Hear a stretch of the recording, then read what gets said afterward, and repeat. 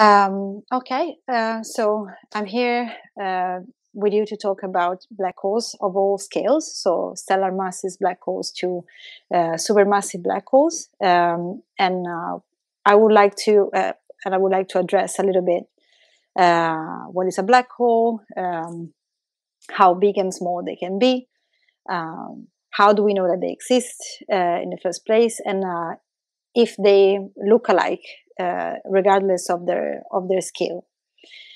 But first of all, I would like to introduce myself a little bit. So my name is Chiara Ceccobello, and I'm a postdoc at Chalmers. You know Chalmers. I don't have to introduce the full title, but I worked for the university for 4 years now. Since you are interested in astronomy, I thought that maybe you would like to know more or less what was my path towards this position, and what would be like the full path to become like a professor. So I'm Italian. So I started my studies in Italy, in a very small, tiny town close to Rome, where my parents live. And I studied there until it was time for me to go to university.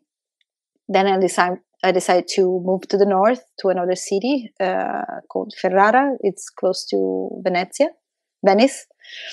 And there I studied. I did my bachelor, master's, and PhD there. Then I had, from now on, I had some deviation out of the standard path. The standard academic path, because I, at the end of my PhD, had roughly a 1 year break in which I was figuring out a little bit what I wanted to do, and then I was in the meantime applying for postdoc positions, but I also took time to work outside academia, just to as a graphic designer, so something completely different. But then I accepted a postdoc position in Amsterdam as a postdoc, and I stayed there for 4 years. And then, towards half of this time, actually, I had my first child, and then I came to Sweden with another postdoc position, and then I had another child, so I spent some more time off, and then now I'm a forskare, so I'm a researcher here. But at the moment, I have no idea where the future might lead me, and I don't know if the rest of the path will be as straightforward as I put it in this slide. So let's see. Maybe if we will meet each other in a few years, I will tell you the rest of the story. This is me, and with my 2 kids. So I would like to show you as well me as a person, and especially emphasizing the fact that I don't look like that, which is a cartoon that's supposed to represent astronomers, and this is to stress the fact that really you don't need to be of one shape and color or of a special type of person to do this job, but the only important thing is that you like it. So if you like astronomy, please, I encourage you to continue and study, and even if you encounter some problems or obstacles of some kind, don't let anybody tell you that you are not the right type to become this to become an astronomer in the future. So in principle, I would like to start now with the actual talk about black holes. But if you guys want to ask me something about academic career and things like that, you can also say it now. Just if you are curious about something.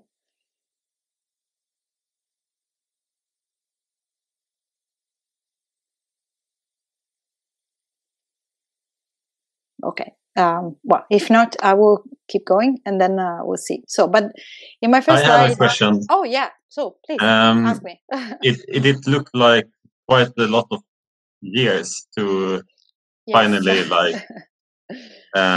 get finished. But how do you see on that process on like that it's so much recent that you need to study. Yeah. Well, I mean, yes, I don't think that there is a way to shorten it. Unfortunately, I basically was within the range of all the. I didn't spend more time that I was supposed to. So these are really the years, the minimum amount of years that you would need to do that. It changes a bit depending on the place where you study. So, like for instance. In Italy, the PhD is not longer than 3 years, but here it's 5 years, right? But then the rest of the school, like the Grundskolan and then Gymnasium and so on, you have different years, I think.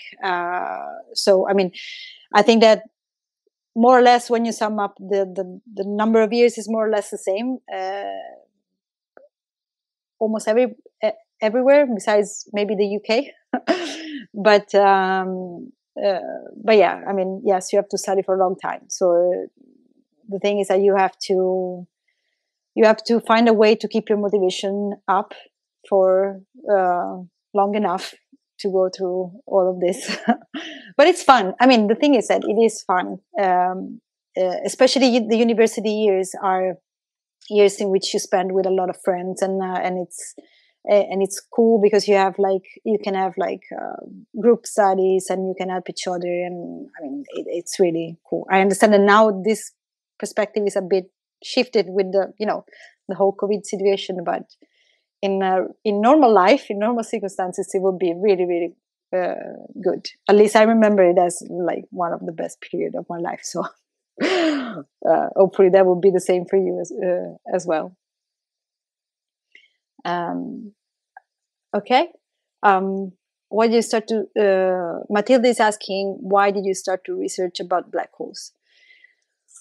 That was mostly coincidence, I would say, because at the beginning I started actually with studying magnetars and pulsars, and then when I moved to Amsterdam, my postdoc advisor, she's very interested in black holes, so I was hired to learn about magnetohydrodynamics and jets. So I started with that, and like at the moment I'm not actually working 100% on black holes, but more on evolved stars and objects that launch jets that are less powerful. I study jets, I should say, more than black holes. That's the point. But okay, so let's move on a little bit. Well, I had a question in my slides actually. I was about to ask you, what is a black hole? Do any of you does have like a definition that pops into your head? Like, what is that? Yeah, Ben, please. I think it's a point in the universe with a infinite point of mass, and therefore has an extremely strong gravitational force. It is correct. So what you guys probably, yeah, please go ahead. I just wanted to take down my hand. Okay, sorry. So what you probably have heard already is that black holes are singularities in the space-time. So, and I wanted to touch a little bit on this point because I would like to maybe explain a little bit what that means with an analogy to make it a little bit more intuitive for you. So I'll share again. Let's see, where was I? So here. So all of you probably have been on a trampoline. So if we imagine that space-time is the fabric of a trampoline, and you put people of different weights on the trampoline, then you will see that the fabric deforms. The more the person is heavy, the more the fabric deforms, right? It has the largest the deformation. And in that sense, I mean, that is obvious because we, like, heavy objects weight more. But what also counts is how you distribute this mass and weight over the trampoline, right? If the person is laying down, then the mass is distributed over a larger area, and then the deformation overall is much less than if this person will be standing on one foot on the trampoline, where instead the mass is all concentrated over the area of just 1 foot. So what is really concentration in that sense, in this context? Can you guess?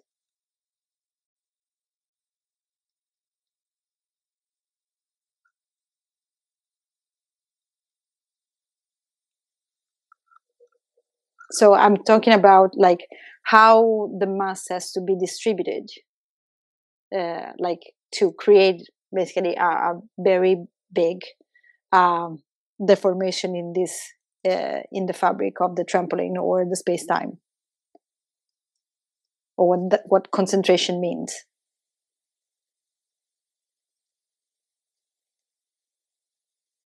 No guess? It doesn't matter how much mass. Like it can be. I can be talking about, like, let's say a block of cement or the moon. It doesn't really matter. Yes, exactly. So Amanda is very close, and it's that. So the point is that we are concentrating a lot of mass in a very small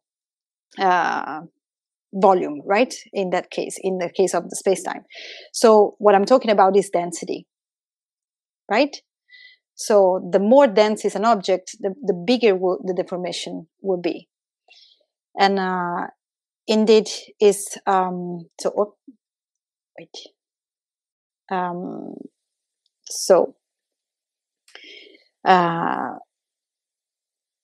let's see here. This is a collection of objects. So we have the sun, which is a regular star, and then 3 different types of compact objects. So going from the left to the right, they become increasingly dense. And as you can tell, like this grid below, which is the space-time, it gets more and more deformed the more the denser the object becomes. And in the case of a black hole, we call it a black hole because like this enormous amount of mass is concentrated in a very, very tiny space, very, very tiny volume, but also because it actually looks like a hole, a dark hole, right? Because like anything that falls beyond this event horizon surface, we cannot see anymore. So it is like a bucket where things fall down and then you don't see them anymore. A very, very deep bucket. So to give you an idea of how dense is this black holes are, if we were able to compress Earth to the density of a black hole, how big do you think it would be? Like, I don't know, a car, like a chickpea. Close. Close, a little bit bigger. So, any other guess? Peanut. Also very close. Depends on the peanut. I guess if you would also include the outer shell, I think you're there. Tennis ball, too much. Walnut, I think it's a right size. I put on the slide. I put something that you can really have like in your hands now. So it's a ring. The whole Earth would fit into a ring. So it's pretty dense, would be pretty dense and pretty cool. So you probably know that there are different types of black holes because you may might have heard about, supermassive black holes at the center of galaxies, but also maybe smaller black holes in binary systems and so on. So here I put like the black hole mass ranges that we usually use to categorize them, let's say, in these three big boxes. So miniature black holes, stellar mass black holes, and supermassive black holes. These numbers, so the minimum, the smaller number, the 21 micrograms, is the minimum physical allowed mass for a black hole. But obviously, we didn't see any of them yet. Then the other numbers are more approximated, let's say. So miniature black holes usually goes from the minimum allowed mass, so the 21 milligrams, micrograms. I should say. Maybe it's micrograms. Okay, sorry. I'll have to check. I might have a typo there. But it's anyways, is the minimum mass that can form a black hole is the Planck mass. So if you put that into the gravitational radius formula, then you will get the right weight. And then they go up to, let's say, the heaviest neutron star and the heaviest and the lightest black hole. And here you see that there is a gap, as there is as well another gap between stellar mass black holes and supermassive black holes. And these are two very important things because we don't understand what's happening there. Whereas in the parts in the boxes that are colored, we have observations of objects, so we know that they exist. So the low mass gap is a fuzzy area in which it's very difficult to disentangle a neutron star from a black hole, because neutron stars, we don't know how they really are. How are they made inside? We don't know their equational state with for certain.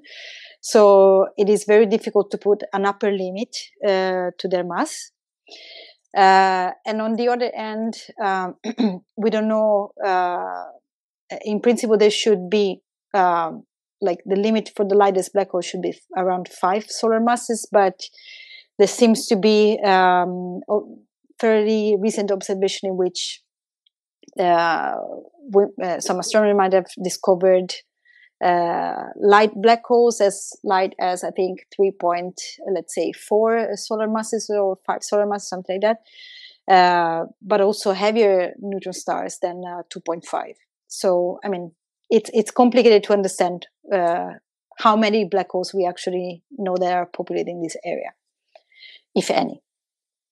The high mass gap instead is I would say even more tricky because so there is a huge problem with the standard theory of the formation of black holes. So we know that, for instance, stellar mass black holes are formed by collapse of a massive star. But when this happens to very massive stars, so I think that it's just actually about like it's even just 20 solar masses or heavier than that, then the standard theory predicts that at some point a lot of electrons and positrons will be created at the end, inside the star, and this will produce a runaway process that will eventually blow up the entire star and will not leave any remnant, so also not a black hole. And so we don't know exactly if they exist in this range, how they can be produced. There are some theories about it, but we don't really know. However, recently with the gravitational waves detectors, so LIGO, they had an event in which they saw the merger of two already very heavy black holes. Like I think one was around 86 solar masses, and the other one maybe short of 50, I think. and they produce a 142 solar mass black holes. So this is kind of right in the soft spot of this mass gap. Then there are some candidates that haven't been convincingly elevated to the state of of intermediate mass black holes in dwarf galaxies, and also somewhat small supermassive black holes of the order of 10 to the 5 solar masses. But yeah, so research is still in progress to fill these gaps, and it's interesting, and it will be interesting to know exactly what are the processes responsible for the production of black holes in these gaps. So let's start with saying a little bit more about the miniature and primordial black holes. So these are really, really tiny, or they can be really, really tiny, especially on the lower end of this mass range. And the idea behind the creation of these black holes is that just after the Big Bang, the density in the universe was roughly constant, but there could have been some local density inhomogeneities that might have that if they were larger than, let's say, I think the 50% the value of the average value of the density of the universe at that time, then they might have created black holes of very small black holes. Instead of on the higher end of this mass range, then the collapse of stars is the working mechanism that we have to explain them still. So the very light ones have not been observed so far, but the research is very active because they could be potentially considering part of the dark matter in the universe. But also they could be used in galaxies as seeds for the growth of later supermassive black holes. And also they could, in principle, if they merge, they could, in principle, also give out gravitational wave signals. So it is very important to understand if they are there, and try to have an idea of the population of them. The thing is also to consider is that there are timescales for each size of black holes that need to be accounted for when we search for them.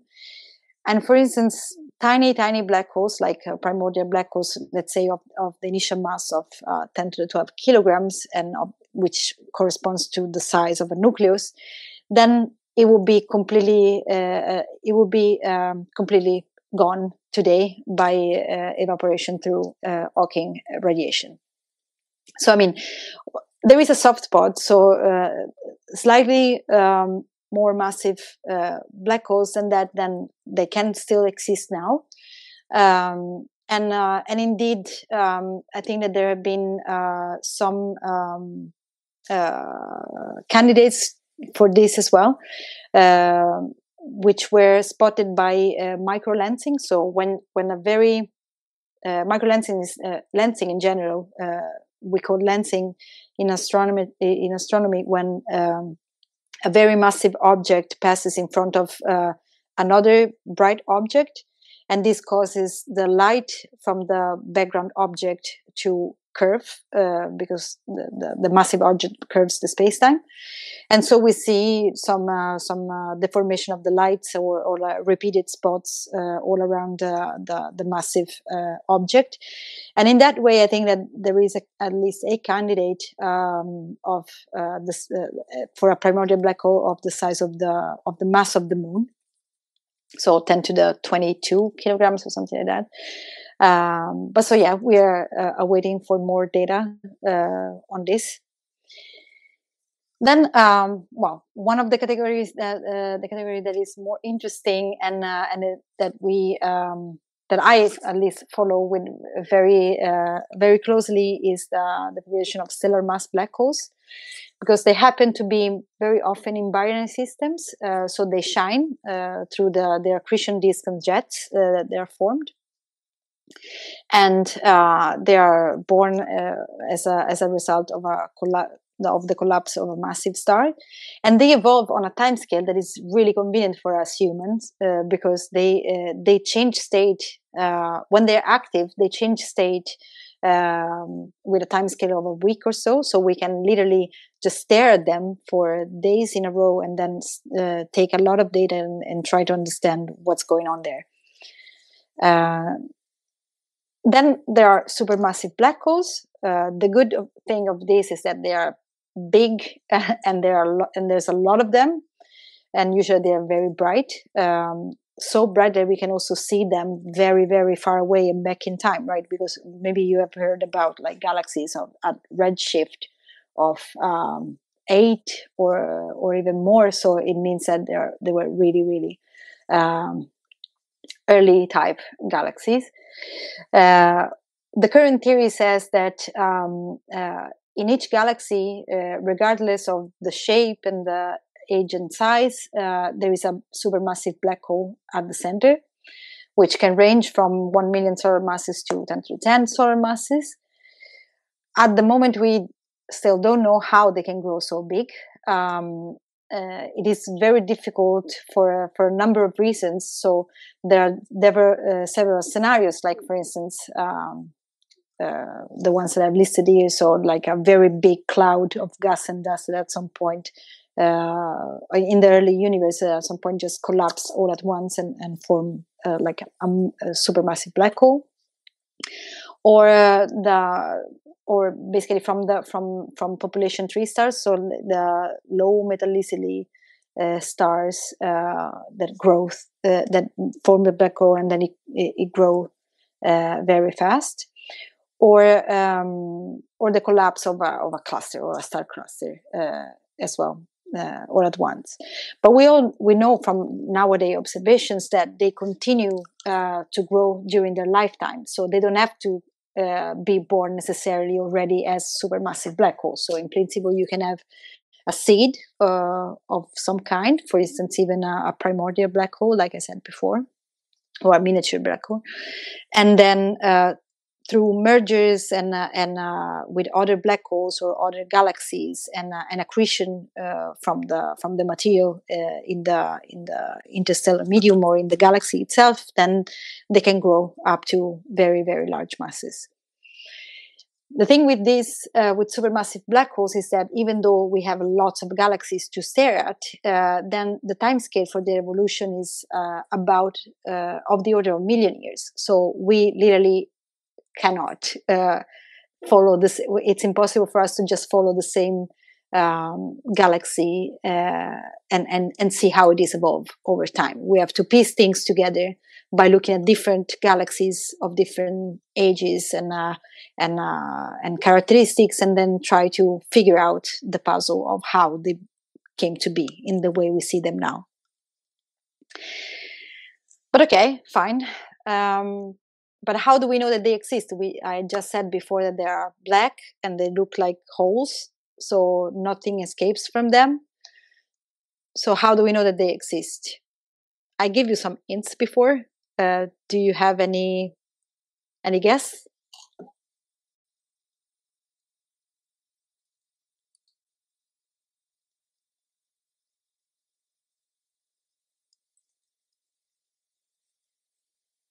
No?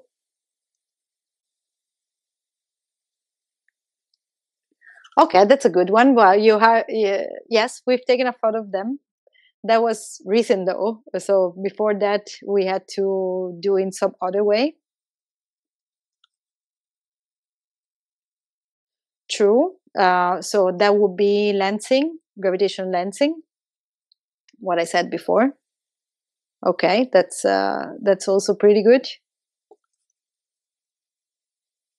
There is like one last thing that it's really sure. Yes. Also very good. Yes, but like, so when yes, this is also, everything is true. Very good, and they're all good answers, I have to say. Okay, so let me go further. Well done. So some of them, so it is true that we can look at them through gravitational lensing. It is true that we can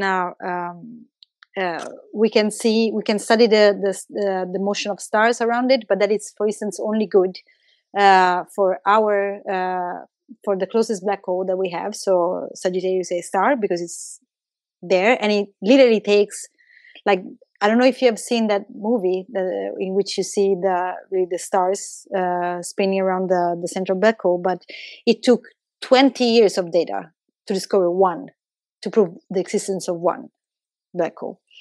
So the point here is that some of them are active, right? So some of them are eating matter that is spiraling around them, and on top of that, this matter that is spiraling around them, it's losing energy. Part of it is in the form of radiation, so we can detect them like just by staring at them at any wavelength in the electromagnetic spectrum. They also launch very powerful jets, like streams of matters, like at very high speed. Which also we can detect in electromagnetic radiation. So that's all fine. That's really, really good. But only the 7% of galaxies have an active galactic nucleus that is doing all of this. And X-ray binaries, so the stellar mass black holes in binary systems, spend most of the time in quiescence. So we cannot detect them because they are really, really, really faint. And this is just the 10% of all the black holes that we know they exist.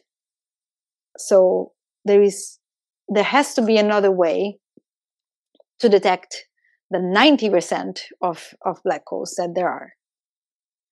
And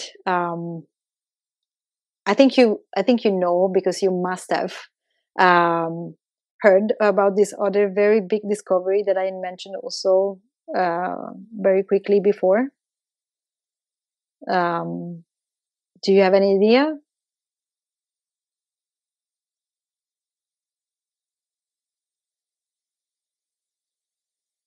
It happened before we took a picture of one of them. Yes, gravitational waves. So the only way that we have, well, like, unless we are really, really lucky to get them by chance through gravitational lensing, is to detect them through gravitational waves. What are gravitational waves? Well, so if we go back to the trampoline and we put two dads spinning while holding hands, and we will be able to record this in the movement of the trampoline in slow motion. We would see a wave propagating in the fabric, and if there will be a poor child sitting on a corner of this trampoline, then his body will feel the effect of this wave passing by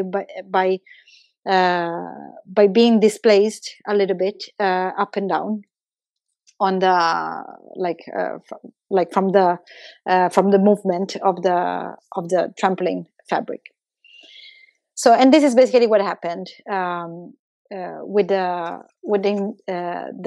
coming online of the LIGO interferometers and the Virgo interferometers back in 2015. So they were able. So finally, we got the technology to actually be sensitive enough to detect gravitational waves, because that was the big challenge, obviously. And so what they started to see was this, patterns in the interferometric patterns in the light beams of the two arms in the interferometry, interferometers producing light that shouldn't be there, right? Because, like, in principle, they were set in such a way that if nothing is passing by, they should just see no light. And then instead they saw fringes. And this can be translated into a signal, and that can be clean, and then it can be the actual signal that comes from space can be extracted, and then they were able to point that back to the merger of black holes at the beginning, and then we also saw other types of mergers that produced gravitational waves. So here, like, this is a map of the first, I think, 2 cycles, in which I just highlighted 3 of them. So the first one, then the most distant and massive one at that time, and then the very special one, which was the merger, actually not of black holes but of neutron stars. But that was great because we could see also not only gravitational waves but also light. And this means, as you can see from this map, that the location of the event was much better constrained in the sky because of the detection of electromagnetic light. Now, in principle, this slide is called Black Hole Sounds because I should be able to play some sounds for you. Oh, that one already went. Wait. Let's see. Yep. Have you heard that bloop thingy? Was I think the first one. This should be, yeah, this is the neutron star merger, and I think that one was the most distant and massive one. I mean, they're not like exceptional, but they. Oops, wait, I've lost my slides.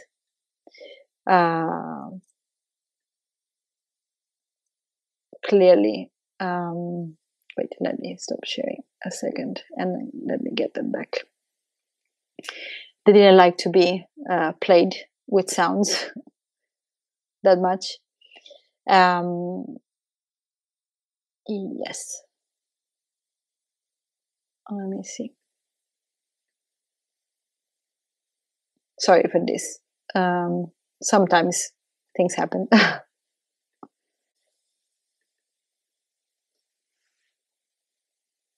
Let's see.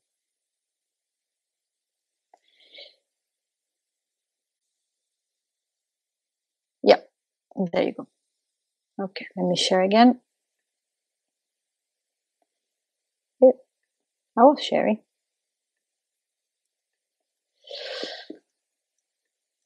Okay, but then we also said, so this is gravitational waves is the way we use to detect isolated black holes. But how do we see the others that we said they shine? Do you, I think we kind of said it already, but do you know? Do you want to say? Or should I maybe go? No, we don't see Hawking radiation really. But I mean, consider that I don't really know if you can have a convincing observation of Hawking radiation, but that might be me just not knowing. So please go and check.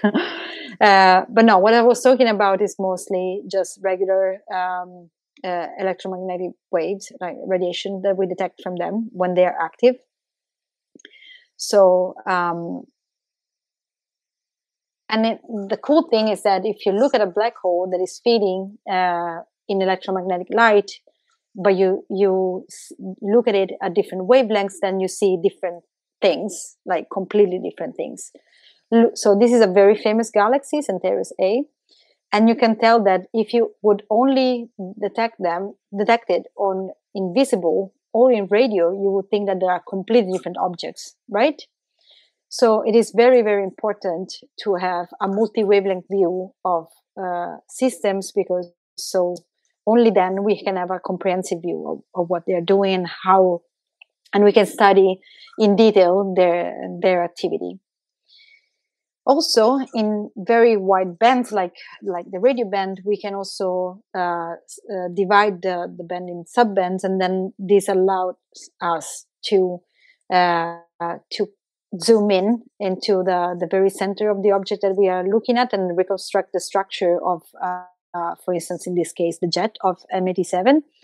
So you see that for like from the left to the right, you go to you increase the frequency of the radiation that you are observing, and up to 2017, the image on the right was the one with the highest resolutions that we had. And I mean, it's pretty good. It's like basically going down to tenths of Schwarzschild radii, so really close to the black hole. But as somebody said before, from 2017, the Event Horizon Telescope came online. So a huge number of radio antenna on Earth just were phased in together to look at the same objects and work as a Earth-sized telescope, which reached the amazing beam size. So the element that we use, the minimum element that you can distinguish in your image, was of the order of 3 to 5 Schwarzschild radii, and they managed to improve by this much the image that I showed you on the left before, which I made a little bit bigger here on the right, and then on the pink spot corresponds to the entire picture that that astronomers took of the M87 black hole. And so here I put some rings as for references. So the cross is where the black hole is more or less located, and as you see, you can tell it's dark. The blue ring is the event horizon, so we do not expect any radiation from this area. The yellow ring is the photon sphere. So it's a surface where, in principle, theoretically, the photons could still escape because they arrive and they graze the black hole, and then they could go out. But actually, they need to come from a slightly larger distance to be able to do that because of the curvature of the space-time and so on. So the green ring is actually the last the last orbit from which the photons can escape. And indeed, what you see is something is an image of this region that is smeared and it has asymmetries on the brightness temperature due to the motion of the matter at that point, and the orientation of the black hole, and other factors coming in. Okay, but then I briefly mentioned before that they are not just spending the time doing nothing. I'll just go a little bit further, quick here because it's I think I'm running out of time. So it's very good for us to study stellar mass black holes in binaries, because like I said before, their typical time scale is of the order of weeks. And the amazing thing is that these objects, when they go out of quiescence, they do all sorts of things.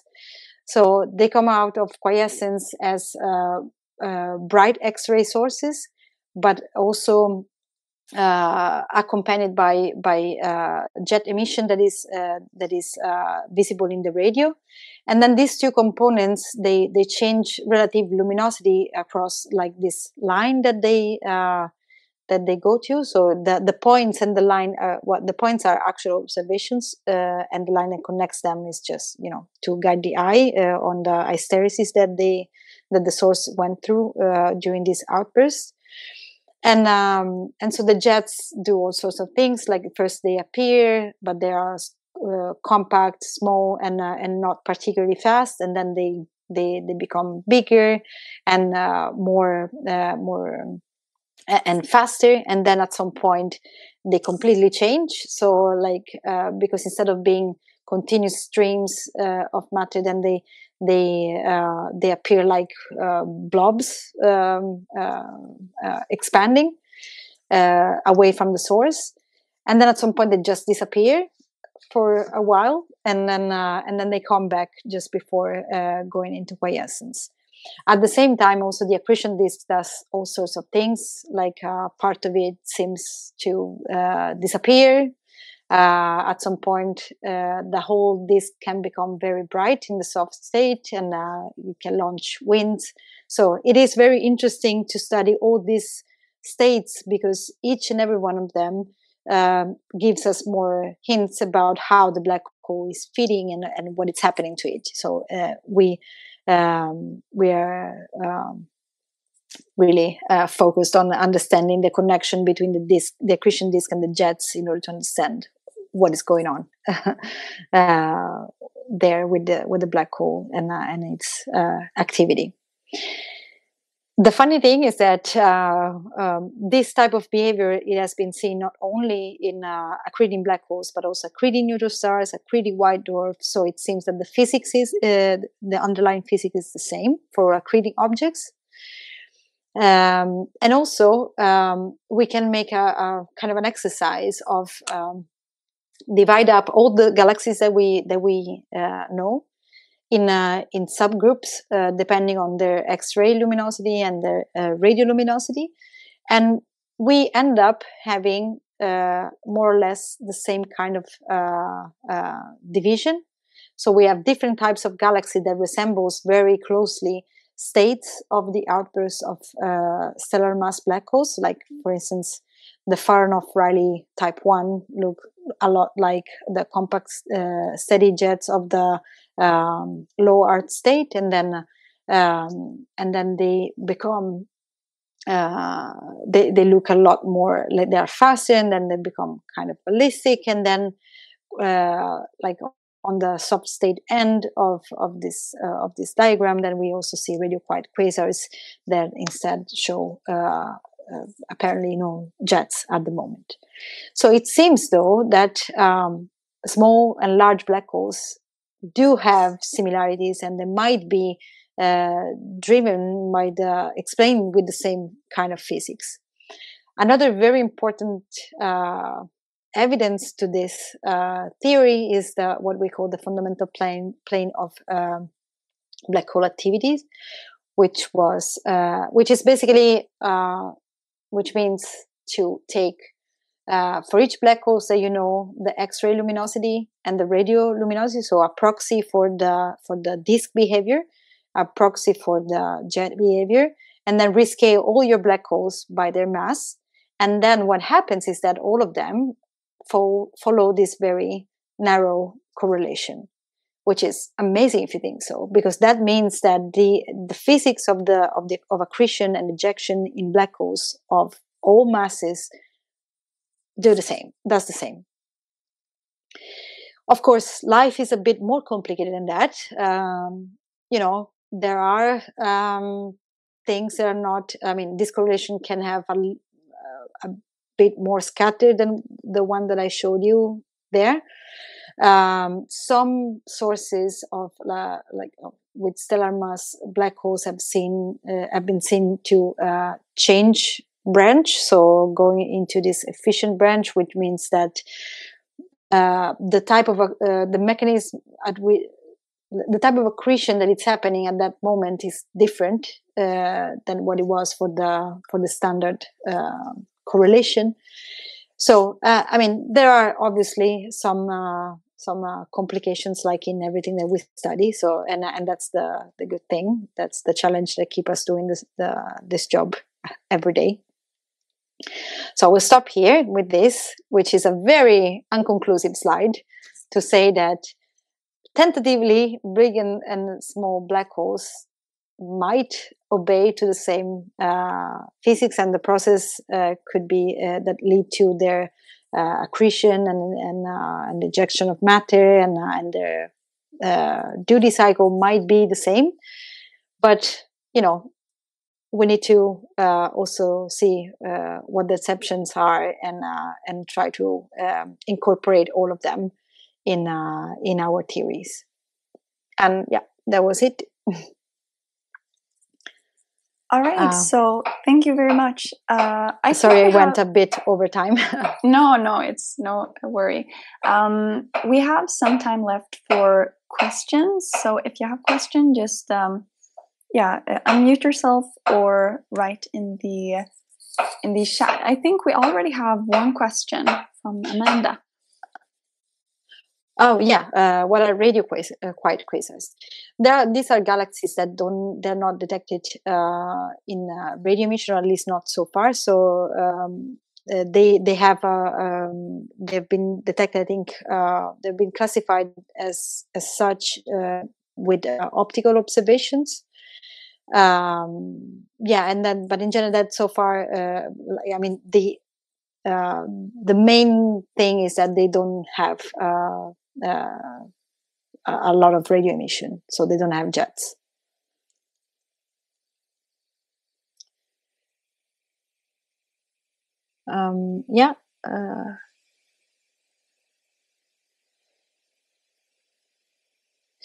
So Anna is asking why we need to classify them, and what about these mass gaps that I talked about before.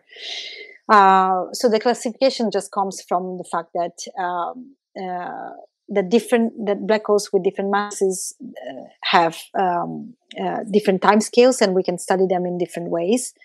And it's useful to put them in boxes. We astronomers really like put things in boxes, so that's why we have all these names for objects and subclasses of things. So that's what we do.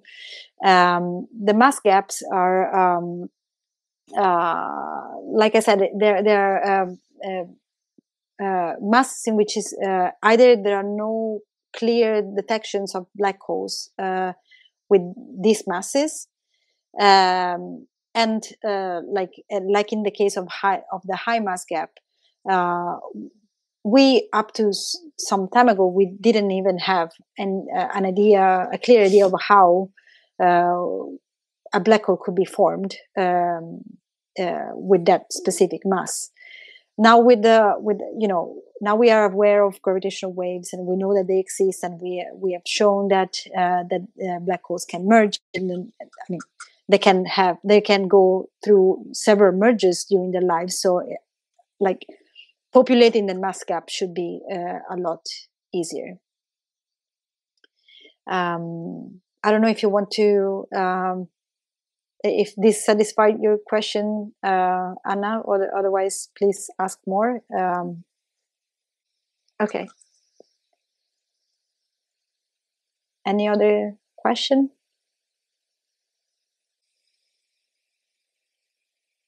What do I think is the next discovery regarding black holes? Oof.